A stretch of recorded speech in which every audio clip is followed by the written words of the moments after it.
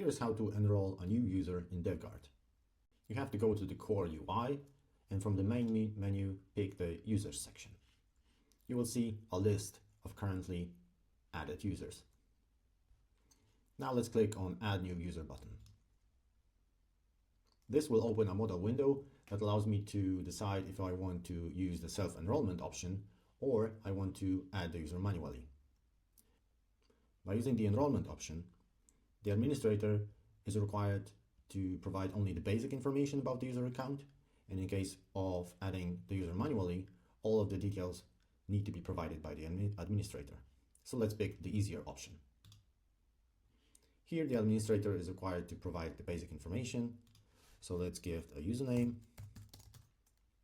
an email,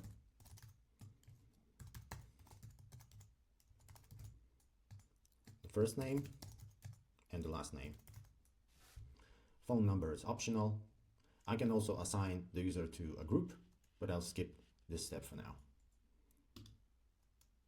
Now the administrator is presented with the details that are required for the user to enroll, which is the Defguard instance URL and the activation token.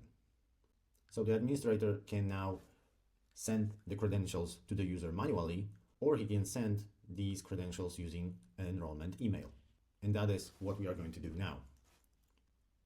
For the purposes of this demo, I have set up a local Mapit instance that will allow me to show you all the messages that are being sent to the user. So let's go to this panel, and as you can see, there was an enrollment message sent to the user. Let's open it up. And it says that a new account was created and the user can now move on with enrollment process.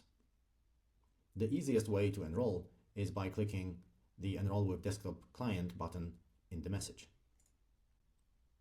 This will open up the enrollment service UI, and here I can click on a button. This will open the desktop app that I have already installed on my machine.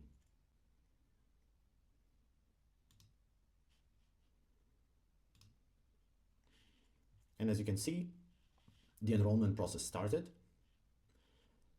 There's a welcome message to Joanne, and I can continue with the process. First, I need to verify the data, move on. Now the user is asked to create a password.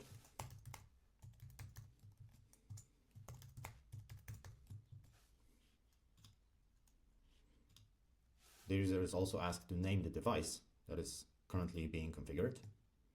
So let's name it Joanne's MacBook. Now the user can decide if he or she wants to skip the MFA setup or configure the MFA. So let's configure the MFA using email. Now Defguard sent a message to Joanne's mailbox with a verification code. And as you can see, the message is here. So I'll just copy this and move on. Now the client presents me with recovery codes. We recommend saving them with a password manager. And that's it. The enrollment process is completed. The user is presented with a welcome message that you can configure in Defguard. So we can put your custom message here. And as you can see, the Defguard instance was added and the location that is configured in Defguard is visible to the user. Now let's see if the user is visible in the core UI. So as you can see, Joanne Doe is enrolled.